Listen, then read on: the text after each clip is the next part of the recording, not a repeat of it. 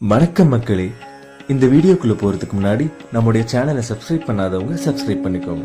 கூடவே அந்த பெல் ஐக்கானையும் பிரஸ் பண்ணிக்கோங்க. ஏன்னா அப்பதான் நாங்க போடுற எல்லா பதிவுகளும் உங்களுக்கு உடனுக்குடனே நோட்டிபிகேஷன்ல வரும். வாங்க பதிவுக்குள்ள போலாம். நம்ம வாழ்க்கையில நம்ம ஆசைப்படுற விஷயங்கள் நமக்கு கிடைக்கணும்னா அதுக்காக முறையா போராட வேணும், பயிற்சி வேணும், விடாப்படியான மனமும் வேணும். அதே போல நம் வாழ்க்கையை நல்ல பாதையில கொண்டு போக நமக்குன்னு ஒரு குரு இருக்கணும். ஆன்மீக பாதையில நம்ம நடக்க ஆரம்பிக்கணும்னா முதல்ல அந்த பாதையை நமக்கு காட்ட ஒரு குரு வேணும்.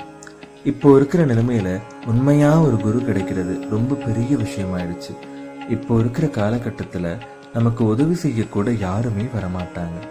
திக்கு இல்லாம காட்டுல தனியா தவிக்கிற குழந்தை மாதிரி சோதனைகளையும் வேதனைகளும் தனியா போராடி வர்றது மிகப்பெரிய கட்பம்.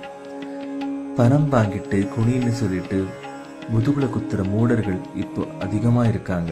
யாரையும் நம்ப வேண்டாம். நமக்கு இருக்க ஒரே வழி என்னன்னா, நமக்கு முன்னாடி வாழ்ந்த நமது முன்னோர்களான சித்தர்கள் குருவா ஏற்று வாழ்வதுதான். உங்களுக்கு பிடிச்ச ஒரு சித்தரின் படத்தை வாங்கி வீட்டில் வச்சு வெற்றிலை, பாக்கு, பழம், ஒரு நாணயம் வைத்து நான் உங்களை என் மானசீக குருவாக ஏற்றுக்கொள்கிறேன்னு சங்கல்பம் பண்ணிட்டு எந்த சித்தர் படத்தை வைத்திருக்கிறீர்களோ அவருடைய மூல மந்திரத்தை தினமும் 108 முறை ஜபம் பண்ணிட்டு வாங்க. அந்த சித்தருடைய அருள் மட்டும் இல்லாம அவருடைய துணையும் கிடைக்கும்.